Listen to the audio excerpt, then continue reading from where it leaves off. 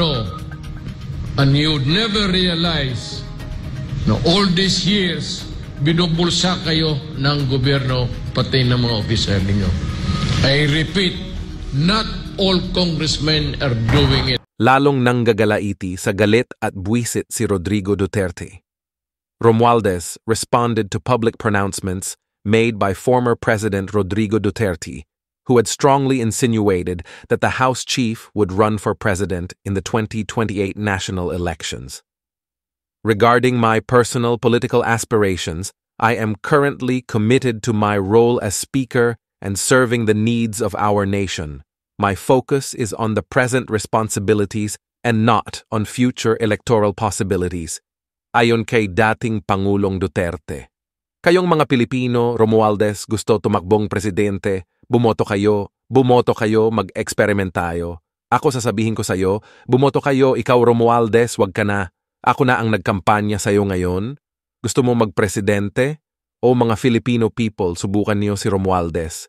Sige, botohan na ninyo. Wag ka nang magkamanya, Speaker. Ako na mismo ang nagsabi sa mga Pilipino. Botohi ka. Botohi ka.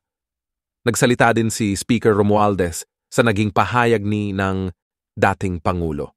Ayon sa kani, marami pang problema ang mga Pilipino na kailangan bigyan ng solusyon. Hindi eleksyon ang solusyon sa sikmurang gutom. As Speaker of the House of Representatives, my priority is to promote unity and collaboration across all political lines. This is a time to put aside rumors and speculations about future elections and concentrate on what we can achieve together for the betterment of our country and the welfare of the Filipino people. Regarding my personal political aspirations, I am currently committed to my role as Speaker and serving the needs of our nation. My focus is on the present responsibilities and not on future electoral possibilities. Dahil dito, inulan ng mga komento sa social media ayon kay RG Gabe Manliguiz, Focus Manggorap, binibigyan lahat ng congressman ng mas malaking extraordinary funds para sumanib sa kanya at sa mga agenda niya kaya hindi mabuksan-buksan at audit kung saan nila pinaggagastos ang mga super extraordinary funds. Nila na malala pa sa confidential funds na kini-question nila kay VP Sara. Mga walang ya. Walang habas sa katraidoran itong taong ito, makamit lang ang kapangyarihan ayon din kay George Waki. Waki, mga style ng politiko, kunyari, ayaw kumandidato sa mataas na posisyon sa gobyerno pero atat na maging presidente. Dagdag din ni Jeff Ure, we've been conditioned to think that the only politicians can solve our problem, but some at point, maybe we will wake up and recognize that it was the politicians who created our problem. Hindi na niya hiningi because it is divisive. Magulo. And it will just divide maybe the Congress itself. Pero ngayon, itong si Romualdez is posturing to be a candidate for president. Ngayon, akala niya, ang kalaban niya si Inday. Because si Inday yung vice president, naturally, she might want to go for the presidency. Ito na ang Romualdez, kasi sila yung power. Kapag si Marcos, they want to consolidate. So, kinuha niya lahat, pati lahat congressman. Lahat ng mga PDP. Wala nang naiwan, nagpunta na sa because ganito yan. Ito, Pastor. I'd like the Filipino people to listen to me very, very intensely, not even carefully. Matagal na itong makahaka ninyo ng korupsyon sa Congress. Alam mo, hindi lahat sa Congress corrupt. Ganito kasi yan, ang congressman may sweldo. Kagaya ng ordinary na worker. But in addition, yung tawag nilang pot barrel is yung projects ng congressman. This called is, yung may mga epal nga tawag. Gagnong ba? Dito, this is a project of which we never did in the entire. Wala kang makita na this is a project of Rodrigo Duterte. It is always, this is a project of the city of Davao. Yeah. Tingnan mo yan sa textbook. Yan, yung Facebook. Pagpadala ka ako nung sa Tacloban noon. The day after, nauna na ako kasi naawa. Bakit? Late, taga roon, yun ako pinanganak eh. That's why nag-mobilize ako ng mga 5 truck. Sa awa ng Diyos noon, kakabili ko lang ng bagong truck. So, pinuno ko ng goods. Nagkaraban ng tapos nauna ako ng aeroplano ako.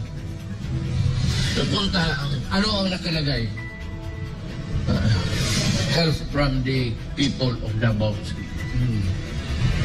Ano nakalagay help of Rodrigo Duterte? Sikati ko pero yan eh. Yung project mo, hindi man yung mga, this is a project of. So mali yung mayor, ilagay ang pangalan mo, hindi naman sa pera mo yun, di ba? You know, pag ano ka, lagay mo lang dyan. If the people will know about it, good. If they will appreciate it, good. If they are thankful for you for working, getting the money from the national government, doon yan. Kaya yung speaker, kung hindi ka malapit sa speaker, hanggang sweldo ka lang. Ngayon, ito ang cuts dyan. Ano ang korupsyon? Hindi lahat. I repeat, the caveat, hindi lahat. Laking congressman ako eh. Kung may bigyan ako ng project, kagaya ng Monte Maria. Yes. Doresa Duterte project. Duterte, naging congressman din si Doresa. Tapos, yung paakyat tinapos ko na panahon ko na. Yun yung mga project na binigay sa amin. Yung akin o panahon na isa. Yung paakyat dyan sa Montemore. At yung iba yung eskwelahan, aking sa edukasyon. Yung iba ang racket ganito. May project ka good for eskwelahan o road. So, ibigay sa iyo yan. Galing sa speaker. Ngayon, yung corrupt na congressman, pagbigay niya, meron na siyang kontraktor. So, yan ang marinig ninyo, kayong mga Pilipino, yan ang naririnig ninyong 3 to 40% kunin niya. Kaya yung proyekto, yung daan, pabaluktot-baluktot yung building, hindi natatapos. 30 to 40 ba yun? Pakita kayo ng mga building na hindi tapos. Oh. Yan ang korupsyon. Yan ang korupsyon sa Congress. Galing ako doon. Yan sila puno. Alam nila yan. Yung anak ko. Yan yung komisyon mo. Padaan mo. Sabi mo doon sa speaker. Speaker, bigyan mo ako ng pera ganito worth 500 million. Kasi paggawa ko ng daan, papasok galing ito. Lalabas ng somewhere in Bukidnon. Galing dito lang sa yan. Pag ibigay, sige, okay, sa budget, lagay ng budget, deliberation, hearing sa budget, sige, ito para project ni Congressman ABC. Pagdating sa kay Congressman B, yung project niya ganito, mayroon na siyang contractor. Siya ang mamili. Pero dapat bidding talaga yan. Pero yung bidding nila, bidding laway. Yung bidder 1, 2, 3, and 4, puro kanyang tao yan. Kanya yan. Kaya ngayon, yung mga contractor noon ay sigihan nila hingi ng 30-40%, how could it be stabilization? Wala na kasi magsasalita na oposisyon. Hindi ako oposisyon, tao lang ako. But there is no more opposition. Wala nang liberal. Nasuyok na lahat sa administration. Which is good. Sana para wala ng gulo. But these are the things that the people would never know. And you would never realize na all these years, binupulsa kayo ng gobyerno, pati ng mga opisya ninyo. I repeat, not all congressmen are doing it. Yung mga bilyonaryo na congressman, may mga yayaman na, ngayon yung contractor, siya na yung congressman. Sino pa man i-corrupt niya? May sariling construction naman kaya karamihan ng mga congressman nagkaroon ng construction company. Para kanila na lang. Pero hindi sa pangalan niya. Kunwari lang, pare, pangalan mo lang yung ano. Pero hindi lahat, ha? May mga tao dyan sa kongreso na hindi naman. Pero yan ang practice. Kayong mga Pilipino, yan ang practice sa corruption. Dito naman sa executive. Bakit ang galawan 2028? Parang hindi mahalaga sa kanila yung 2025, no? Yung 2028, ang nakikita ko, they're already looking at an exit strategy. Maganda man ang gagawin ng Pangulo, magkaroon man siya ng problema along the way, gusto nila kontrolado ang exit strategy. Ang exit strategy is also defined by a foreign power, which is the United States. I will go on a limb on this. They do not want a Duterte to come. 6 years, di ba? Frozen delight sila.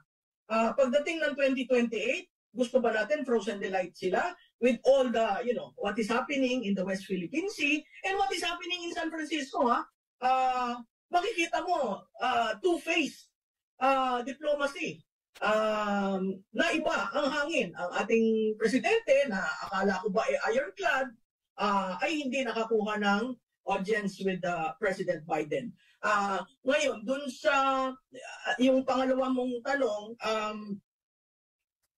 sa tingin ko hindi sila sigurado kasi kung ano mangyayari sa 2025 eh.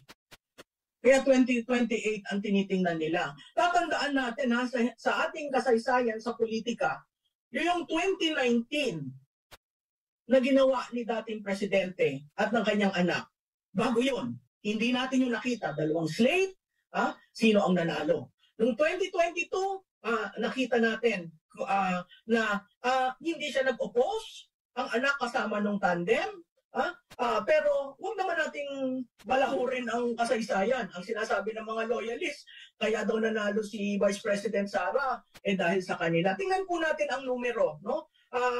At makikita po natin kung ano ang naging katotohanan doon. So, yun yung aking masasabi tungkol sa